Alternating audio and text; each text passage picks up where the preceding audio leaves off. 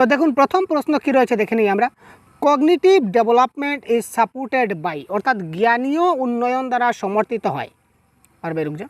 তো জ্ঞানীয় উন্নয়ন দ্বারা সমর্থিত হয়, জ্ঞানীয় উন্নয়ন দ্বারা কি সমর্থিত হয়? Conducting relevant and well design test as frequently as possible. তারপর দেখুন যতটা সম্ভব ঘন ঘন প্রাসঙ্গিক এবং সুপরিকল্পিত পরীক্ষা পরিচালনা করতে হবে। Presenting activities that reinforce traditional method, ঐতিহ্যগত পদ্ধতিগুলিকে শক্তিশালী করে এমন ক্রিয়াকলাপগুলো উপস্থাপন করা। Providing a rich and varied environment, এখানে বলেছি একটি সমৃদ্ধ এবং বৈচিত্র্যময় পরিবেশ প্রদান করতে হবে। Focusing more on individual activities on comparison two collaboration, এখানে বলেছে সহযোগিতার তুলনায় পৃথক ক্রিয়াকলাপে আরও বেশি মনোনিবেশ করতে হবে। তো কারেক্ট আনসার কী হবে এখানে কমেন্ট বক্সে খুব তাড়াতাড়ি জানান তো। কোয়েশ্চেন নাম্বার 1 কারেক্ট আনসার কী হয় আমরা দেখে নিই, কার কতটা আনসার কারেক্ট হচ্ছে। এবং শেষে কিন্তু আপনারা বলবেন যে কার কতটা কারেক্ট আনসার হচ্ছে। প্রত্যেকটা প্রশ্নের আনসার কমেন্ট বক্সে জানিয়ে দিন। তো এই প্রশ্নের কারেক্ট আনসার কী হবে খুব তাড়াতাড়ি ভাই?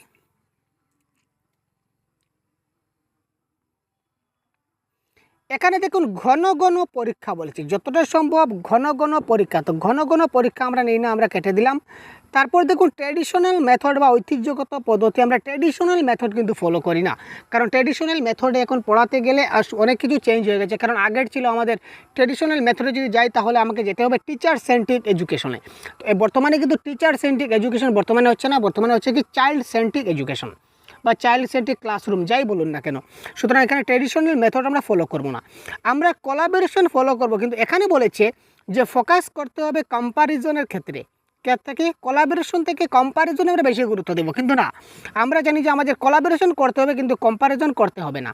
আর প্রশ্নে বলেছে যে কোলাবোরেশনের তুলনায় কম্প্যারিজনটা বেশি করতে হবে ফোকাসিং ইন্ডিভিজুয়াল অ্যাক্টিভিটিসের ক্ষেত্রে। সুতরাং এই ক্ষেত্রে অপশন নাম্বার 3 হবে correct answer. Providing a rich and varied environment, অর্থাৎ একটা সমৃদ্ধ এবং বৈচিত্র্যপূর্ণ পরিবেশ। আমরা জানি ইন এ ডাইভার্স ক্লাসরুম বা ডাইভার্স সিচুয়েশন যেখানে থাকবে এবং ডাইভার্স সিচুয়েশন কন্ট্রোল করে আমরা যদি একটা পাঠদান করতে পারি তখন সেই পাঠটা একটা গুরুত্বপূর্ণ পাঠ হবে এবং এই ধরনের পাঠের মাধ্যমে কগনিটিভ ডেভেলপমেন্ট হবে। Question number 2, human development is, মানব উন্নয়নটা কি? Quantitative, qualitative, unmeasurable to a certain extent, নাকি both quantitative and qualitative? Qualitative. Human development, যখন আমরা ডেভেলপমেন্ট শব্দটা ধরি তো ডেভেলপমেন্ট বলতে কিন্তু ডেভেলপমেন্ট মধ্যে কিন্তু আমাদের গ্রোথটা চলে আসে। দেখুন ডেভেলপমেন্ট যখন বলবো তখন ডেভেলপমেন্টের মধ্যে কিন্তু গ্রোথটা চলে আসবে, আর যখন আমি গ্রোথ বলবো তো গ্রোথের মধ্যে কিন্তু আমার ডেভেলপমেন্ট আসবে না। ক্লিয়ার? যখন আমি ডেভেলপমেন্ট বলবো ডেভেলপমেন্টের মধ্যে কিন্তু আমার গ্রোথটা চলে আসবে, কিন্তু যখন গ্রোথ বলবো গ্রোথের মধ্যে কিন্তু ডেভেলপমেন্টটা আসবে না। সুতরাং যেহেতু ডেভেলপমেন্ট বলেছে তো ডেভেলপমেন্ট হলে কী হবে, আমাদের গ্রোথ হবে, গ্রোথটাও ধরতে হবে। তো গ্রোথটা কি? গ্রোথ হচ্ছে আমাদের কি, সেটাকে আমরা পরিমাণ করতে পারি, মেজার করতে পারি। ঠিক আছে, মেজার করতে পারি বা পরিমাণ করতে পারি। তো এটা আমরা পরিমাণ করতে পারি, এখানে বলেছে আনমেজারেবল, সেটা কেটে দিন। আমরা কিভাবে গ্রোথটাকে পরিমাপ করতে পারি? তোমার ওজন কত কেজি? 50 কেজি। তুমি কত ফুট উচ্চতা? 5 ফুট উচ্চতা। এই যে আমরা কি করতে মেজার করতে পারলাম, সুতরাং সেটা আমাদের কোয়ান্টিটেটিভ হলো। এবং আমরা কোয়ালিটি, আমাদের মানব যেটা উন্নয়ন, আমরা ডেভেলপমেন্ট যেটা করি এটা কোয়ালিটি হবে। আমি যে জ্ঞান যে বর্ধন করা, আমার জ্ঞানটা হচ্ছে একটা কোয়ালিটি। ঠিক আছে, সুতরাং এটা হবে বোথ কোয়ান্টিটেটিভ অ্যান্ড কোয়ালিটেটিভ, উভয় পরিমাণগত এবং গুণগত is the right answer. The nature nurture debates refers to, প্রকৃতি লালন পালন বিতর্ক বলতে বোঝায়। The nature nurture debates refers to, প্রকৃতির লালন পালন বিতর্ক বলতে কি বোঝায়? Genetics and environment, behaviour and environment, environment and biology, environment and upbringing. Nature nurture debates, nature নার্চারের মধ্যে যে ডিবেট রয়েছে, ডিবেট বলতে আমরা কি বুঝি?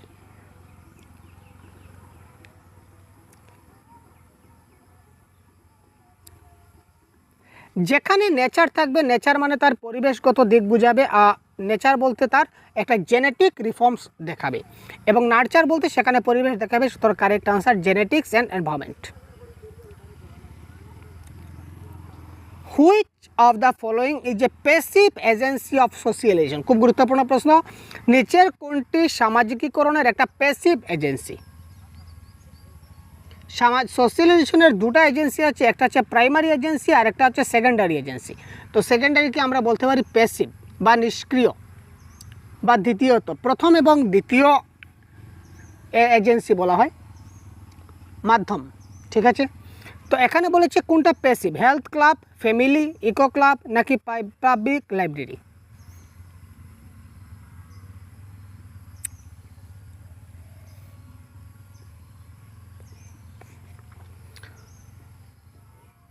এখানে হবে কারেক্ট আনসার হচ্ছে public library is the 100% correct answer. এটা হবে passive agency.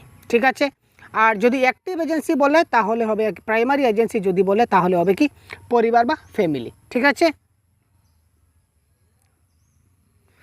In Vygotsky's theory which aspects of development gets neglect?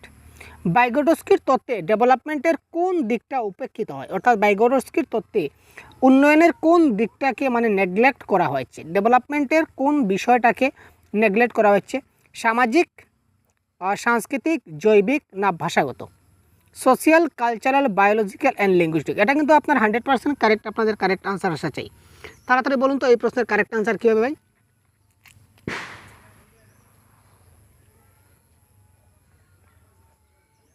খুব তাড়াতাড়ি কারেক্ট আনসার বলুন, কারেক্ট আনসার কী হতে পারে?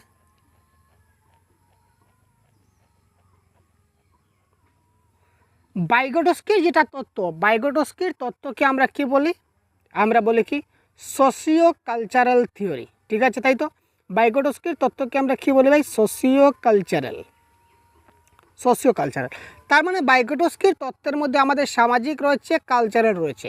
এবং বাইগোটস্কি আরেকটি জিনিস নিয়ে কথা বলছেন সবসময়, তিনি ল্যাঙ্গুয়েজ বা ভাষা নিয়ে কথা বলতেন, কিন্তু তিনি জৈবিক বা বায়োলজিক্যাল নিয়ে কোনো কথা বলেননি। সুতরাং বাইগোটস্কির তত্ত্বে আর ডেভেলপমেন্টের এই যে বায়োলজিক্যাল দিকটা আমরা দেখতে পাই না, এটা তার নেগলেক্টের মধ্যে রয়েছে, এটা উপেক্ষিত রয়েছে। সুতরাং কারেক্ট আনসার এখানে হবে কি option number 3 is the right answer. বহুত বড়িয়া, সবার কারেক্ট আনসার আসছে। তারপর দেখি which one of the following stages are involved when infant think with their eyes, ears and hands? নিম্নলিখিত পর্যায়গুলির মধ্যে কোনটি জড়িত যখন শিশুরা তাদের চোখ, কান এবং হাত দিয়ে চিন্তা করে? এটা জিন পিয়াগেটের তত্ত্ব মতো আমরা বলতে পারি। একটা শিশু কখন সে চোখ, কান এবং হাত দিয়ে চিন্তা করে? Concrete operational stage, pre operational stage, sensory motor stage নাকি ফর্মাল অপারেশন স্টেজ? প্রাক কর্মক্ষম পর্যায়, সংবেদন মোটর পর্যায়, সংবেদনশীল কংক্রিট অপারেশন স্টেজ নাকি আনুষ্ঠানিক কর্মক্ষম পর্যায়? বাংলার অনেকগুলো মিনিং রয়েছে, বাংলা মিনিংগুলো দেখবেন না, হয়তো এখানে একটা মিনিং দিয়েছে, আরেক জায়গায় আরও কোন মিনিং দিয়ে দেবে, সেটা লক্ষণীয় বিষয় নয়। তো বিষয় হচ্ছে আমাদের কারেক্ট আনসার এখানে বলেছে শিশুরা কী করবে? চোখ, কান এবং হাত দিয়ে তারা চিন্তা করবে। তো চোখ, কান এবং হাত দিয়ে চিন্তা করবে মানে সে কী করবে? তার সেন্স অর্গানগুলো ইউজ করবে, সেন্স অর্গান দিয়ে। তো সেন্স অর্গান দিয়ে যখন করবে তখন এটা কী হবে? Sensory motor stage. একজন ছোটো শিশুরা সে তার সেন্স অর্গান দিয়ে সেই জিনিসগুলো অনুভব করতে পারে। চোখ, কান এবং হাত অর্থাৎ বিভিন্ন শারীরিক যে সেন্স অর্গান রয়েছে, সেন্স অর্গানের মাধ্যমে তারা বিভিন্ন জিনিস চিন্তা করতে পারে এবং বিষয়টা উপলব্ধি করতে পারে। সুতরাং কারেক্ট আনসার হবে সেন্সরি মোটর স্টেজ, সংবেদনশীল পর্যায় যাকে বলা হয়। তারপর দেখি Riya does not agree with Rishabh about sitting up a picnic. Riya রেশবের সাথে একটা পিকনিক পার্টিতে, ক্লাসের পিকনিক পার্টিতে সেটিং আপ নয়।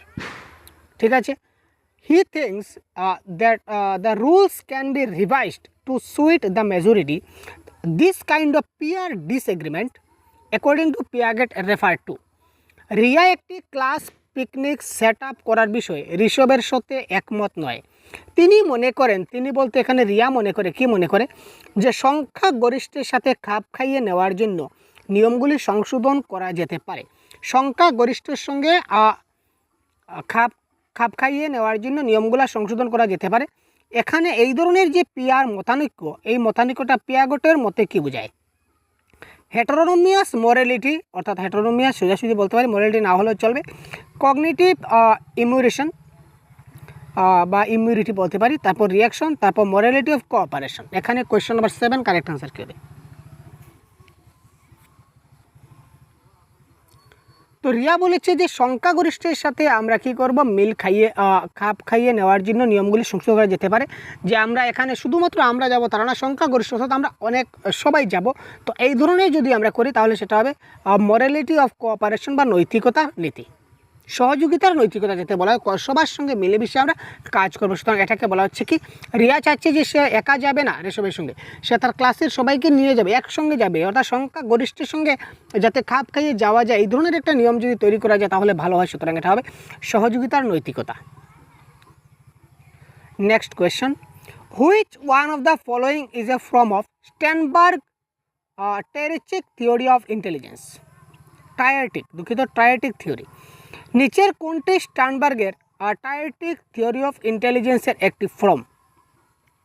Practical intelligence, experimental intelligence, resourceful intelligence নাকি ম্যাথমেটিক্যাল ইন্টেলিজেন্স? তো স্টার্নবার্গের যে ট্রায়ার্টিক থিওরি অফ ইন্টেলিজেন্স তিনি যেটা দিয়েছিলেন, এটা কারেক্ট আনসার আমাদের হবে প্র্যাকটিক্যাল ইন্টেলিজেন্স। প্র্যাকটিক্যাল মানে বাস্তব যেটা আমরা পাই ইন্টেলিজেন্স, এটা এখানে বলা হয়েছে। Who developed the first intelligence test? কে প্রথম বুদ্ধিমত্তার পরীক্ষা তৈরি করেছিলেন? কারেক্ট আনসার কী হবে? কে প্রথম বুদ্ধিমত্তার পরীক্ষা তৈরি করেছিলেন? হু ডেভেলপড।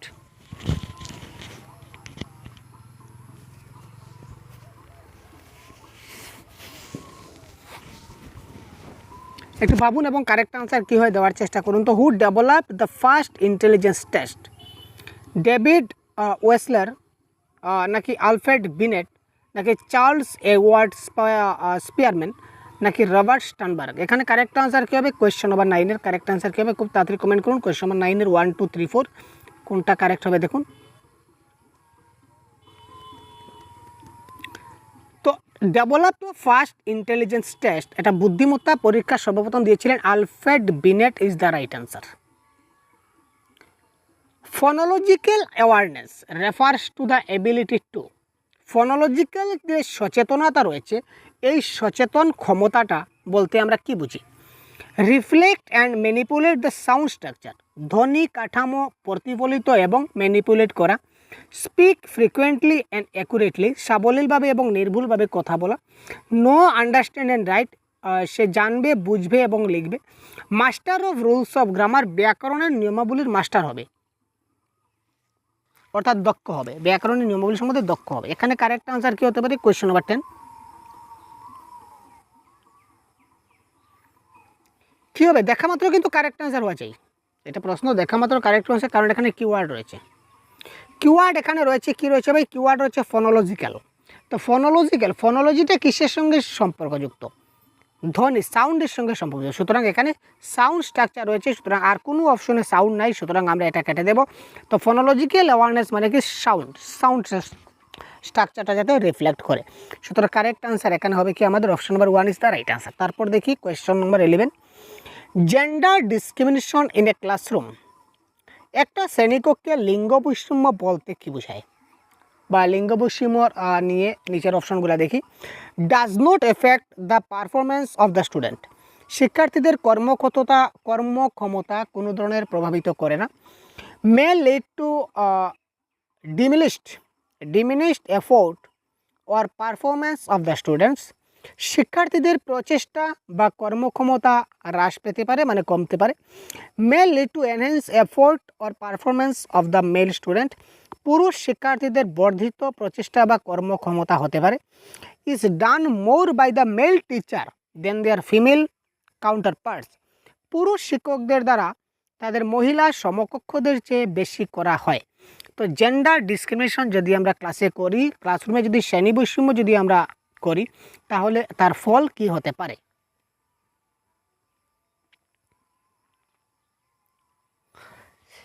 এখানে দেখুন, আপনি ছেলেদেরকে বেশি প্রাধান্য দিচ্ছেন কোনো ক্লাসে যাওয়ার পর, আবার মেয়েদেরকে কম প্রাধান্য দিচ্ছেন, আবার কোনো ক্লাসে মেয়েদেরকে বেশি প্রাধান্য দিচ্ছেন, ছেলেদেরকে বেশি প্রাধান্য দিচ্ছেন। তো এই ধরনের যদি দেন, মেয়েদেরকে বেশি দেবেন, ছেলেদেরকে কম প্রাধান্য দেবেন, আবার ছেলেদেরকে বেশি প্রাধান্য দেবেন, মেয়েদেরকে কম প্রাধান্য দেবেন, এই ধরনের যদি ঘটনা ক্লাসরুমে ঘটে থাকে, that is called gender discrimination. তো এই ডিসক্রিমিনেশন এই ধরনের যদি করেন তাহলে কি হবে? শিক্ষার্থীদের যে কর্মক্ষমতা এটা কিন্তু কমে যাবে, তাদের মনে একটা উৎসাহ কমে যাবে। স্যার শুধু ছেলেদেরকেই বেশি গুরুত্ব দিচ্ছেন তাহলে আমরা কেন করবো বলে মেয়েরা সেটা করা বাদ দিয়ে দেবে। সুতরাং মেয়েদের আপনার ছাত্র হিসাবে মেয়েরা কিন্তু পিছিয়ে পড়বে। আবার কোনো ক্লাসে যদি মেয়েদেরকে বেশি আপনি গুরুত্ব দেন এবং ছেলেদেরকে যদি কম গুরুত্ব দেন তাহলে বলবে দেখুন স্যার তো আমাদের গুরুত্ব দিচ্ছেন না, শুধু মেয়েদেরকেই দিচ্ছেন, তাহলে মেয়েরা করুক আমরা কেন করব। তো যার ফলে ছাত্রদের সেই কর্মক্ষমতাটা কমে যাবে। সুতরাং এই ক্ষেত্রে কারেক্ট আনসার হবে option number 2, May lead two diminished effort or performance of the student. শিক্ষার্থীদের প্রচেষ্টা বা কর্মক্ষমতা হ্রাস পেতে পারে, তারা যেটা মনের যেটা বল আছে, মনের শক্তি আছে, তার যেটা প্রচেষ্টা আছে সেটা কিন্তু দিনকে দিন কমে যাবে। তারপর দৌড় স্যার ক্লাসে আসলেই তো শুধু মেয়েদেরকে প্রাধান্য দেবেন, আমাদেরকে প্রাধান্য দেবেন না, তা আর কী করবো বাধ্য।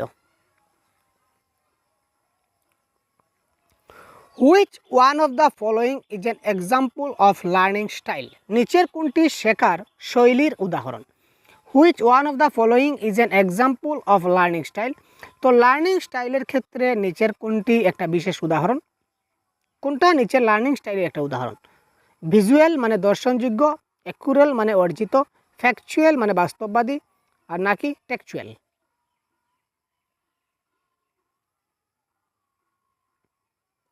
লার্নিং স্টাইল হচ্ছে কি এখানে ভিজুয়াল। লার্নিং স্টাইলটা আমরা দেখতে পারি, অর্থাৎ কোন স্টাইলে আমি পড়াচ্ছি বা কোন স্টাইলে সে শিখছে, শেখার যেটা শৈলী এটা কিন্তু আমরা দেখতে পারি যে সে কোন স্টাইলে শিখছে। সুতরাং এটা হবে কি আমাদের visual is the right answer. Question number 12 1 হবে correct answer.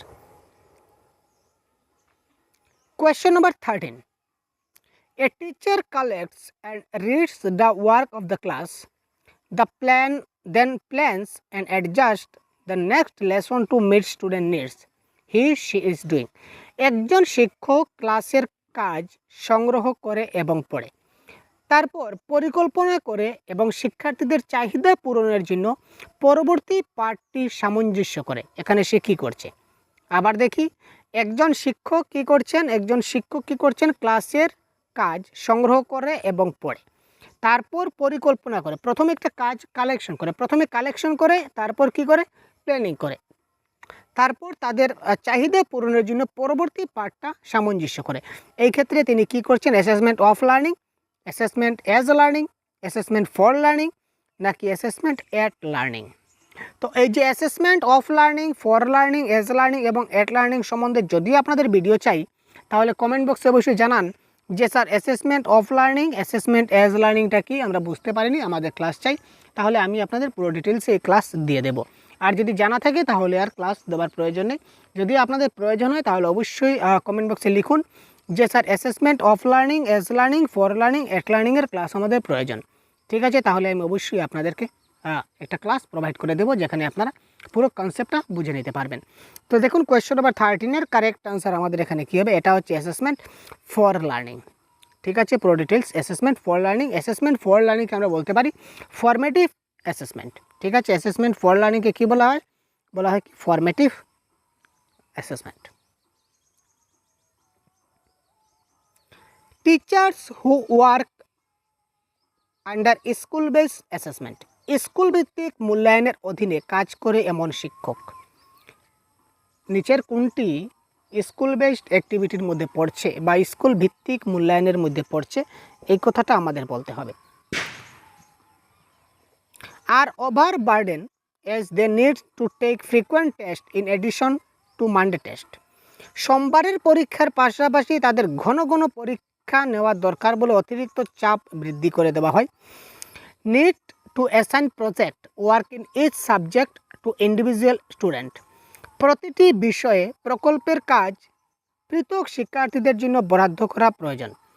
Observe students minutely on a daily basis to assess their values and attitude। শিক্ষার্থীদের তাদের মূল্যবোধ এবং মনোভাবের মূল্যায়ন করার জন্য প্রতিদিনের ভিত্তিতে সূক্ষ্মভাবে পর্যবেক্ষণ করবেন। Feel a sense of ownership for a system. সিস্টেমের জন্য মালিকানার অনুভূতি অনুভব করুন।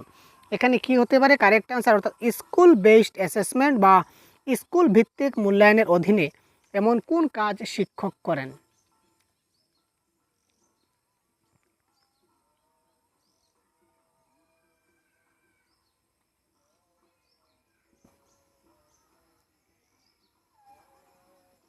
তো স্কুল বেসড অ্যাসেসমেন্টের জন্য এখানে শিক্ষক কোন কাজটা করবেন একটু ভাবুন তো। আচ্ছা, এখানে কোয়েশ্চন একটু এডিট হবে, দুঃখিত।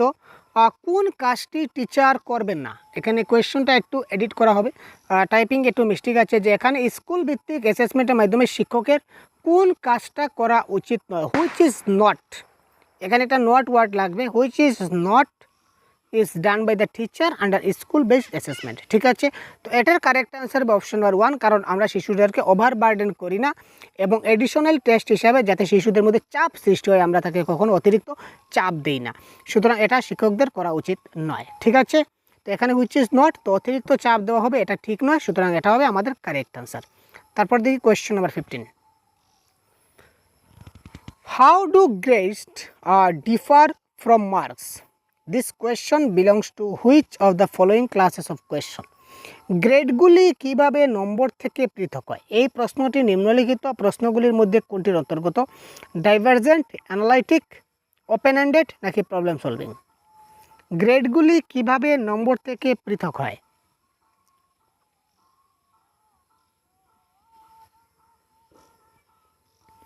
তো গ্রেডগুলো কিভাবে নম্বর থেকে পৃথক হয় এটা আমরা বিশ্লেষণ করতে পারি বা এটা আমরা অ্যানালাইটিক করতে পারি, সুতরাং এটা কারেক্ট অ্যান্সার হবে analytic is the right answer. Girl students, এখানে দেখুন বালিকা ছাত্র, বালিকা ছাত্র সম্বন্ধে কি দিয়েছে প্রশ্ন আমরা দেখি। তো বালিকা ছাত্র সম্বন্ধে এখানে কোনটা কারেক্ট হবে আমাদের একটু দেখতে হবে। বালিকা ছাত্র অপশনগুলো একটু দেখি। Learn question on mathematics well but face difficulty only when they are asked to reason them out. গণিতের প্রশ্নগুলি ভালোভাবে শিখুন,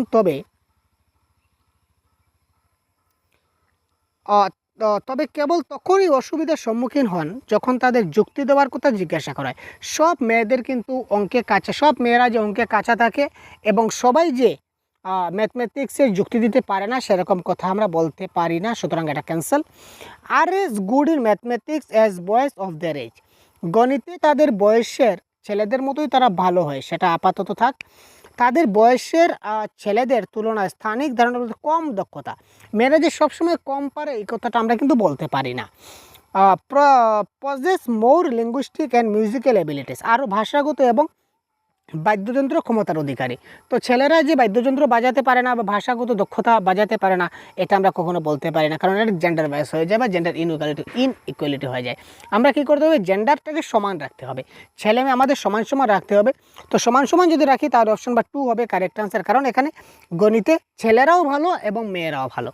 এখানে বলেছে দুনো পার্টি সমান সমান বরাবর, এবং আমরা শিক্ষক হিসেবে আমাদের বরাবরটাকেই দেখতে হবে।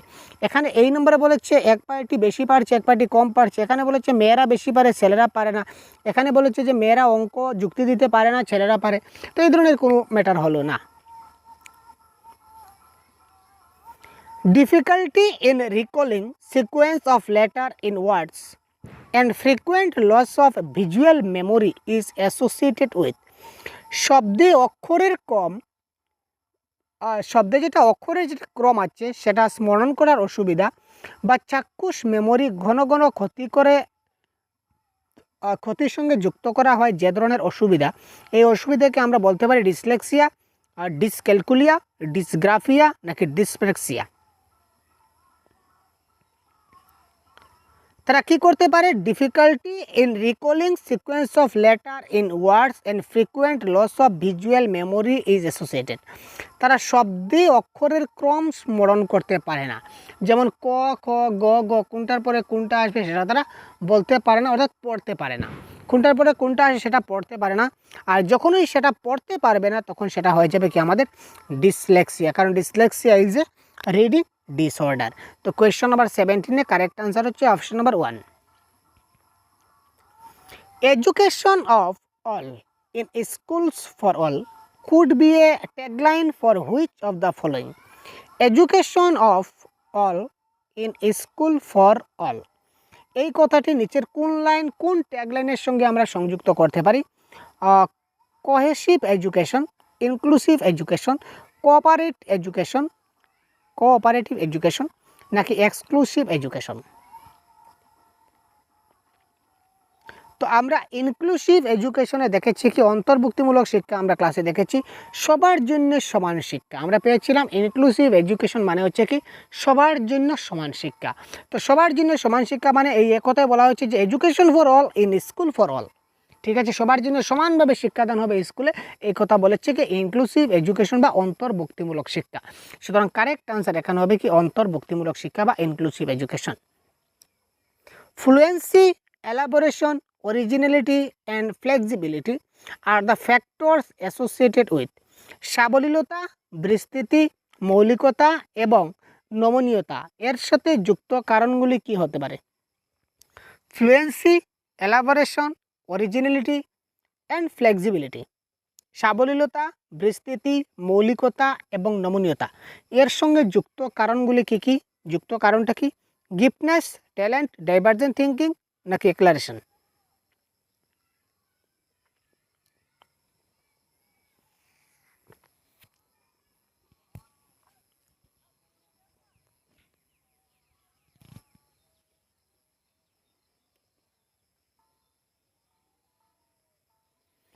তো এটা মনে রাখবেন, এটা কারেক্ট আনসার হবে গিফটেডনেস। ঠিক আছে, গিফটেডনেস এটা কারেক্ট আনসার হবে। এবার দেখি আমরা চলে আসলাম গিফটেড স্টুডেন্ট। আচ্ছা, gifted student may be asked to spend more time on question dealing with. প্রতিভাবান শিক্ষার্থীদের সাথে সম্পর্কিত প্রশ্নগুলোতে আরও বেশি সময় ব্যয় করতে বলা যেতে পারে। প্রতিভাবান শিক্ষার্থীদের সাথে যে সকল সম্পর্কিত আমরা প্রশ্ন করি, এই প্রশ্নগুলিতে আরও বেশি সময় ব্যয় করা যেতে পারে। এটা রিমেম্বারিংয়ের ক্ষেত্রে নাকি আন্ডারস্ট্যান্ডিংয়ের ক্ষেত্রে নাকি ক্রিয়েটিংয়ের ক্ষেত্রে নাকি অ্যানালাইজিংয়ের ক্ষেত্রে?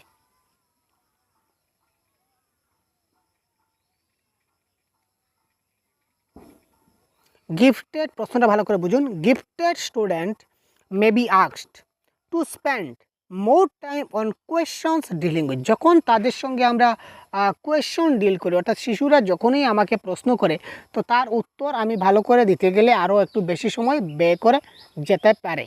এটা কিসের কারণে যেতে পারে? Question number 20। এটা কারেক্ট অ্যান্সার হবে গিফটেড স্টুডেন্টরা সবসময় কী হয়? ক্রিয়েটিভ থিঙ্কার হয়। তো গিফটেড স্টুডেন্টরা সবসময় ক্রিয়েটিভিটি চিন্তাধারা করে। তো আমি তাদের সঙ্গে যখন তাদের সঙ্গে ভালো করে জিনিসটা বুঝিয়ে দেব, হয়তো হতে পারে আমার সেই কথা শুনে হ্যাঁ কিছু একটা তৈরি করছে। তো সুতরাং এটা কারেক্ট আনসার হবে creating is the right answer, question number 20।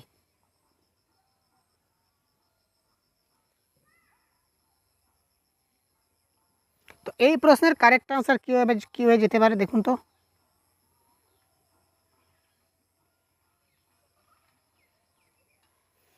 Learning disabilities in mathematics can be assessed most appropriately by which of the following test? গণিত শেখার অক্ষমতাগুলি নিম্নলিখিত পরীক্ষাগুলির মধ্যে কোনটি দ্বারা সবচেয়ে ভালোভাবে বা উপযুক্তভাবে মূল্যায়ন করা যেতে পারে? গণিত শেখার যে অক্ষমতা, এই অক্ষমতাগুলি আমরা নিম্নলিখিত পরীক্ষাগুলির মধ্যে কোন পরীক্ষার দ্বারা আমরা উপযুক্তভাবে মূল্যায়ন করতে পারি? Aptitude test, diagnostic test, screening test নাকি অ্যাচিভমেন্ট টেস্ট?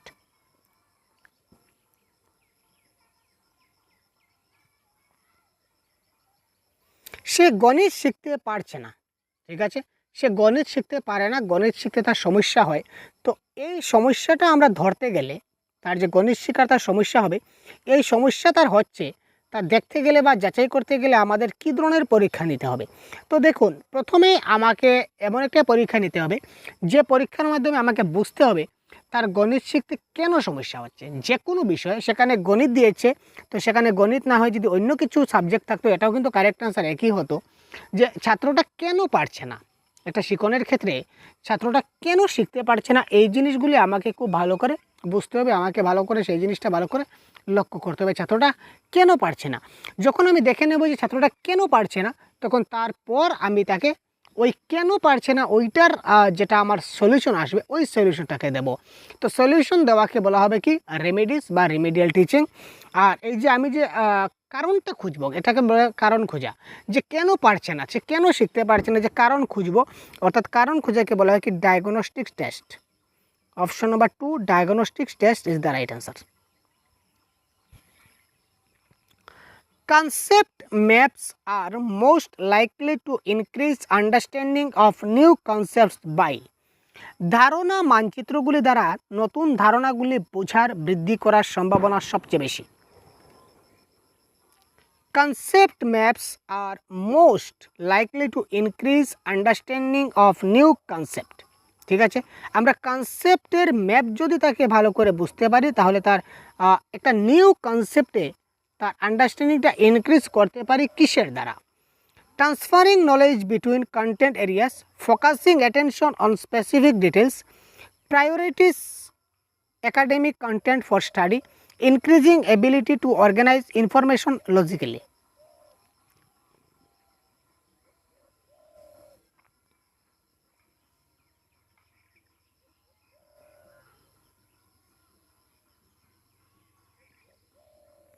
তো এটা কারেক্ট অ্যান্সার হবে। তার আন্ডারস্ট্যান্ডিং তখনই বৃদ্ধি হবে যখন সে যুক্তিসহ জিনিসটাকে খুব ভালো করে বুঝতে হবে। কারেক্ট অ্যান্সার হবে increasing ability to organise information logically. যখন সে লজিক্যালি একটা ইনফরমেশন অর্গানাইজ করার যে দক্ষতা, যেমন একটা প্রশ্নের আনসার, এই প্রশ্নের আনসার 4 নম্বর কেন হলো, এই প্রশ্নের আনসার 4 নম্বর কেন হলো, এইটা যদি আমি আপনাকে যুক্তি সহকারে যদি বোঝাতে পারি তাহলেই আমার কি হলো, এই যে নতুন একটা কনসেপ্ট আমার মধ্যে বিল্ড হলো। আর যদি আমি আপনাকে বুঝাতে না পারি, ডাইরেক্ট যদি বলে দিই এটা কোয়েশ্চেন নম্বর অপশন নম্বর 4। তো কিছু কিছু প্রশ্ন আছে যে ভারতের প্রধানমন্ত্রীর নাম কি, এটা আমরা সবাই জানি নরেন্দ্র মোদী। এবার যদি বলা হয় নরেন্দ্র মোদী হলো, রাহুল গান্ধী হলো না কেন? তো এই ধরনের প্রশ্নগুলো হচ্ছে কি আমাদের যে কনভার্জেন্ট থিঙ্কিংয়ের প্রশ্নগুলো, এই কনভার্জেন্ট থিঙ্কিংগুলো প্রশ্নগুলো ফিক্সড হয়, এইগুলা কোনো পরিবর্তন। যেমন গরুর দুধের রং কি, গরুর দুধের রং হচ্ছে সাদা, বা দুধের রং কি, দুধের রং হচ্ছে সাদা। তো এটা কেন সাদা, কিসের জন্য সাদা, এই ধরনের যদি প্রশ্ন করা যায় তাহলে এটা হচ্ছে নিতান্ত মানে কি বলবো, সময় নষ্ট। ঠিক আছে, সেটা হচ্ছে কনভার্জেন্ট থিঙ্কিংয়ের প্রশ্নগুলো। আর ডাইভার্জেন্ট থিঙ্কিংয়ের প্রশ্নগুলো সবসময় কী হয়, লজিক্যালি যুক্তি দেওয়া যায় বা তার বিভিন্ন প্রশ্ন হয়। আর একটা নতুন ধারণা যখন আমি বিল্ড করব তখন আমার ক্ষেত্রে সেই লজিক্যালি ইনফরমেশনটা দিতে হবে। ঠিক আছে, আর শুধু যে একাডেমিক কন্টেন্টের মাধ্যমে আমি যে পড়াবো, একাডেমিক কন্টেন্টের মাধ্যমে যদি আমি পড়াই তাহলে কী হবে, শুধু একাডেমিক দিকটাও আমি ভালো করে বুঝাতে পারবো, একাডেমিক ছাড়া যেগুলো দিক আছে সেগুলো বুঝাতে পারলাম না, সেটা সম্ভব নয়। Focusing attention of specific details, আমি স্পেসিফিক ডিটেলসে যাব না। ঠিক আছে, একটা নির্দিষ্ট বিষয়ের উপর আমি স্পেসিফিক গেলাম, তো স্পেসিফিক গেলে হবে না, আমাকে জেনারেলে যেতে হবে। ঠিক আছে, তো transferring knowledge between content area, শুধু কন্টেন্ট এরিয়ার মধ্যে থেকে আমাকে ট্রান্সফার করে দেওয়া হলো নলেজটা। তো নলেজটা যদি ট্রান্সফার হয়েছে তাহলে কী হবে ভাই, কী বলবো। চলো নেক্সট প্রশ্ন দেখি। According to the theory of social learning of Albert Bandura, which one of the following is true? যারা আলবার্ট বান্দুরার তত্ত্ব পড়েছেন আপনারা কারেক্ট অ্যান্সার পড়বেন, যদি জানা না থাকে প্রশ্নটা পড়ে নেবেন টপিকটা, কারণ এই টপিক থেকে প্রশ্ন আসার চান্স থাকে। আলবার্ট বান্দুরা একটা তত্ত্ব দিয়েছিলেন, যে তত্ত্বর নাম হচ্ছে সামাজিক শিক্ষার তত্ত্ব। আলবার্ট বান্দুরা একজন সাইকোলজিস্ট, যিনি একটা তত্ত্ব দিয়েছিলেন, তত্ত্বর নাম হচ্ছে সামাজিক শিক্ষার তত্ত্ব, ঠিক বা সামাজিক শিক্ষা তত্ত্ব। এই সামাজিক শিক্ষা তত্ত্ব অনুসারে নিম্নলিখিতের মধ্যে কোনটা সত্য, এটা আমাদের বলতে হবে। Number 1, play is essential and should be given priority in school.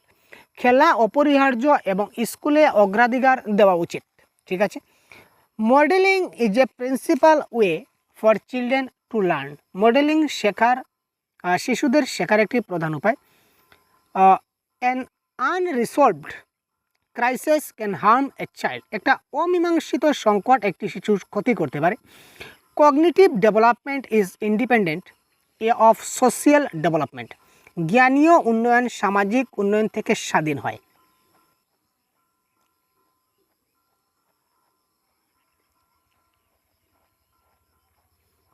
তো আলবার্ট বান্দুরা কি বলেছিলেন, আপনাদের কি মনে হয়? তো এটা মনে রাখবেন, কারেক্ট আনসার আলবার্ট বান্দুরা সবসময় তিনি মডেলিংয়ের উপর বেশি ফোকাস দিয়েছিলেন। তাই তিনি বলেছিলেন যে modelling is a principal way বা মেইন ওয়ে বা প্রধান একটা উপায় শিশুদের শেখার ক্ষেত্রে। মডেলিং শিশুদের শেখার ক্ষেত্রে একটা গুরুত্বপূর্ণ উপায় বা প্রধান উপায়, এই কথাটা আলবার্ট বান্দুরা বলেছিলেন। Deductive reason involves. Deductive reason কি, বাংলায় যদি বলি তাহলে ডাক মুক্তির মধ্যে কি অন্তর্ভুক্ত রয়েছে? Reasoning from general to particular, এটা সাধারণ থেকে বিশেষ যুক্তি। Reasoning for particular from particular to general, বিশেষ থেকে সাধারণদের মধ্যে যুক্তি। Active construction and reconstruction of knowledge, সক্রিয় নির্মাণ এবং জ্ঞান পুনর্নির্মাণ। Method including inquiry learning and heuristic, অর্থাৎ অনুসন্ধান, শেখার এবং হিউরিস্টিক সহ পদ্ধতিগুলি। তো ডিডাকটিভ রিজনে কি বলা হয়, অর্থাৎ ডিডাকটিভ যে থিঙ্কিং, ডিডাকটিভ অবরোহী পদ্ধতি, আরোহী পদ্ধতি মানে ইন্ডাকটিভ, আর ডিডাকটিভ হচ্ছে কি আমাদের অবরোহী। তো অবরোহীতে বলা হয় জেনারেল টু পার্টিকুলার। অবরোহী পদ্ধতিতে জেনারেল টু পার্টিকুলার যাব এবং আরোহীতে আমরা পার্টিকুলার টু জেনারেল যাব। ঠিক আছে, তো জেনারেল টু পার্টিকুলার কীভাবে যাবো জানা আছে? তো general to particular, particular to general. যেমন প্রথমে আমি তাকে একটা গরু দেখালাম, যে এই দেখো এই গরুটা কি, গরুটার কালার হচ্ছে লাল এবং এই গরুর কয়টা পা? 4টা পা। আরও অনেকটা দূরে গেলাম, যাওয়ার পর আরেকটা গরু দেখলাম, গিয়ে বললাম যে এটা পার্টিকুলার আরেকটা গরু দেখলাম, দেখো তো এই গরু, এটা হচ্ছে নির্দিষ্ট গরু, দেখতে পাচ্ছ নির্দিষ্ট। তো এই নির্দিষ্ট, এটার রং কি? এটার রং হচ্ছে কালো, এটার পা কয়টা? 4টা। আরও কতক্ষণ দূর গেলাম, গিয়ে বললাম আরেকটা গরু দেখছো, এই দেখো এটা হচ্ছে নির্দিষ্ট গরু। ঠিক আছে, আমি নির্দিষ্ট, ঠিক আছে নির্দিষ্ট করে দিচ্ছি কিন্তু, ঠিক আছে নির্দিষ্ট করে দিচ্ছি। তো এই নির্দিষ্ট করে যখন দিচ্ছি তখন এই দেখো এটা হচ্ছে নির্দিষ্ট। তো এই যে নির্দিষ্ট করে দিচ্ছি যে এই গরুটার কালার কি? এই গরুটা হচ্ছে সাদা এবং কালো দিয়ে মিশ্রিত একটা গরু, এটার পা কয়টা? 4টা। তার মানে এখানে প্রথমে নির্দিষ্টই গিয়েছিলাম, একদম পার্টিকুলার আমি গিয়েছিলাম, যেহেতু এই পার্টিকুলার গরুটা। তারপর আমি একটা ফর্মুলায় চলে আসতে পারি বা একটা থিঙ্কিংয়ে চলে আসতে পারি যে স্যার আমি এতগুলো গরু দেখলাম, সবটার কিন্তু 4টা পা। তো তার মানে আমরা এই সিদ্ধান্তে উপনীত হতে পারি যে গরুর 4টা পা। এটা হচ্ছে জেনারেল। তো এই যে পার্টিকুলার টু জেনারেল যেটা গেলাম, এটা হবে আমাদের ইন্ডাকটিভ মেথডে পড়ছে বা ইন্ডাকটিভ রিজনিং। আর ঠিক উল্টা, যে গরুর 4টা পা, প্রথমেই আমরা তাকে একটা তার মধ্যে সঞ্চার করে দিলাম গরুর 4টা পা, গরুর 4টা পা জেনারেল বলে দিলাম। তারপরে আমরা পার্টিকুলার একটা গরুতে যাব, গিয়ে দেখাবো যে এই দেখো এটা হচ্ছে পার্টিকুলার গরু, এটা দেখো কয়টা পা? 4টা পা। তার মানে আগে তোমাকে বলেছিলাম যে গরুর 4টা পা। তো এইভাবে আর কি, প্রথমে জেনারেল টু পার্টিকুলারে, পার্টিকুলার টু জেনারেল, এটা বুঝতে হবে। বা পার্টিকুলার আরেকটা নাম হতে পারে স্পেসিফিক, এটাও কিন্তু same. When children learn a concept and use it, practice helps in reducing the error committed by them. This statement was given by, যখন শিশুরা একটি ধারণা শিখতে এবং এটি ব্যবহার করে, অনুশীলন তাদের দ্বারা সংগঠিত ত্রুটিগুলি হ্রাস করতে সহায়তা করে। এই বিবৃতি দ্বারা কি দেওয়া হয়েছিল? ইএল থর্নডাইক দিয়েছিলেন এই বিবৃতি, জন পিয়াগেট দিয়েছিলেন, জেবি ওয়াটসন দিয়েছিলেন, নাকি লেভ ভাইগোটস্কি দিয়েছিলেন? একটা কথা, এই কথাটা কে বলেছিলেন যে when children learn a concept and use it, যখন একটি শিশু ধারণা শিখে এবং এই ধারণাটাকে ব্যবহার করে, practice helps in reducing the error committed by them, যদি তারা যত বেশি ভালো প্র্যাকটিস করবে, তার উপর তারা যত বেশি প্র্যাকটিস করবে, তত তাদের ভুলটা তত বেশি কমতে থাকবে। তো এই কথাটা কে বলেছিলেন? ইএল থর্নডাইক, জিন পিয়াগেট, জেবি ওয়াটসন, নাকি Lev ভাইগোটস্কি?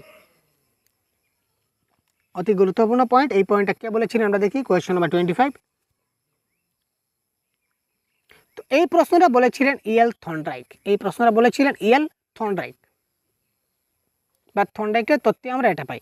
The inner force that stimulates and compels a behavioral response and provides specific direction to that response is, আভ্যন্তরীণ শক্তি যা একটি আচরণগত প্রতিক্রিয়া উদ্দীপিত করে এবং বাধ্য করে এবং সেই প্রতিক্রিয়ার জন্য নির্দিষ্ট দিক নির্দেশ প্রদান করে।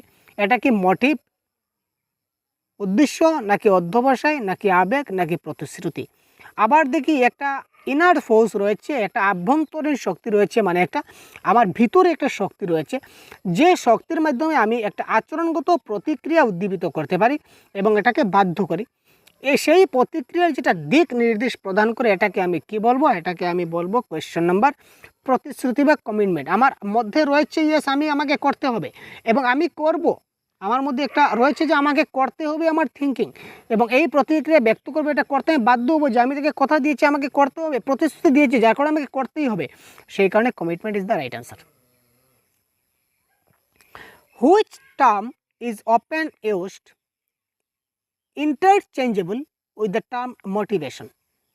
মোটিভেশনের পরিবর্তে কোন শব্দটা আমরা ব্যবহার করতে পারি? ইনসেন্টিভ, ইমোশন, নিড, না ইন্সপাইরেশন? মোটিভেশনের পরিবর্তে আমরা কোন শব্দটা ব্যবহার করতে পারি প্রায় সময়? কীভাবে? কারেক্ট অ্যান্সার খুব তাড়াতাড়ি কমেন্ট করুন। মোটিভেশন বা প্রেরণা, তার পরিবর্তে অনুপ্রেরণা ঠিক তার বিপরীত হয়ে যাবে।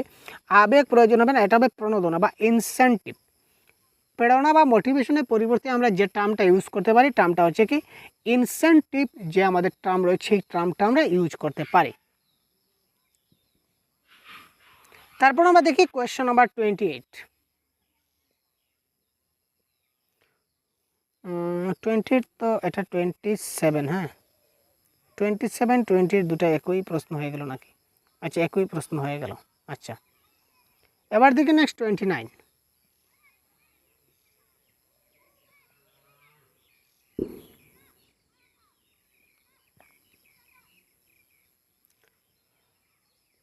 Dash motives deal with the need to reach satisfy feeling states and to obtain personal goals.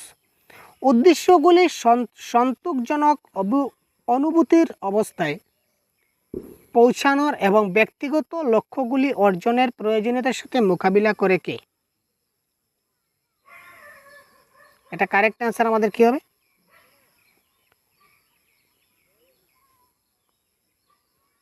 এটা correct answer effective. Effective motives deals with the needs to reach satisfy feeling states and to obtain personal goal. আমাদের মধ্যে যদি আবেগ থাকে তো আবেগের মাধ্যমে আমরা একটা স্যাটিসফাইড গোলে আমরা পৌঁছাতে পারি এবং আমাদের ব্যক্তিগত গোলটাকে আমরা পূরণ করতে পারি। আর আমাদের মধ্যে যদি আবেগ না থাকে, অর্থাৎ কাজ করার যেটা ইচ্ছা, আবেগ এফেক্ট যদি না থাকে, তাহলে আমরা কোনো কাজ করতে পারি না। সুতরাং কারেক্ট অ্যান্সার হচ্ছে effective is the right answer. তো দেখুন পরবর্তী প্রশ্ন, question number 30। Which of the following is a factor that affects learning positively?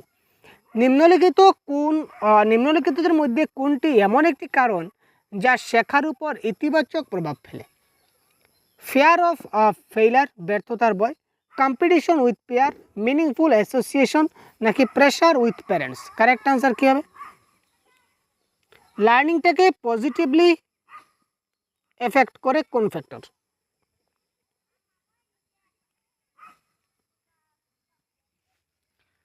দেখুন, আমি ফেল হয়ে যাব এই ভয়, আমরা যদি ফেল হয়ে যাব এই ভয়ে যদি আমরা কাজ করি তাহলে এটা আমাদের কারেক্ট অ্যান্সার হচ্ছে না। কারণ আমাদের মধ্যে কি বলেছে, ফ্রি ফেয়ার লার্নিং হতে হবে, কোনো ব্যর্থতার ভয় থাকতে হবে না।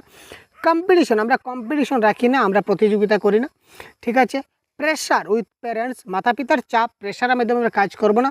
তো এখানে কারেক্ট অ্যান্সার হবে মিনিংফুল অ্যাসোসিয়েশন, ঠিক আছে। এখানে দেখুন তিনটেই শব্দ কিন্তু negative word. Feel of fear, fear হচ্ছে কি আমাদের ভয়, অর্থাৎ এটাও নেগেটিভ ওয়ার্ড। এখানে দেখুন কম্পিটিশন, এটাও নেগেটিভ ওয়ার্ড। প্রেশার, এটাও নেগেটিভ ওয়ার্ড। তো পজিটিভ ওয়ার্ড আমরা পেলাম কি, অর্থপূর্ণ সমিতি, মিনিংফুল অ্যাসোসিয়েশন। তো ওটাই হবে আমাদেরকে এই ক্ষেত্রে কারেক্ট অ্যান্সার। সুতরাং অপশন নাম্বার 3 এই ক্ষেত্রে কারেক্ট অ্যান্সার হয়ে গেল, ঠিক আছে। এই ছিল আমাদের সম্পূর্ণ আজকের ক্লাস। তো পরবর্তী ক্লাসে আমরা এই প্রশ্ন নিয়ে আলোচনা করব ফেব্রুয়ারি 14। তো আজকের এই পরীক্ষায় বা মক টেস্ট বলুন, এখানে আপনাদের কত নাম্বার কারেক্ট হলো সেটা অবশ্যই আপনারা কমেন্ট বক্সে জানাতে ভুলবেন না। এবং পরবর্তী সময়ে আমরা এই ধরনের আরও ক্লাস আপনার জন্য প্রোভাইড করব, ঠিক আছে। সুতরাং ভালো থাকুন, সুস্থ থাকুন, প্রতিদিন আমাদের ক্লাসগুলো দেখতে থাকুন। ধন্যবাদ, জয় হিন্দ।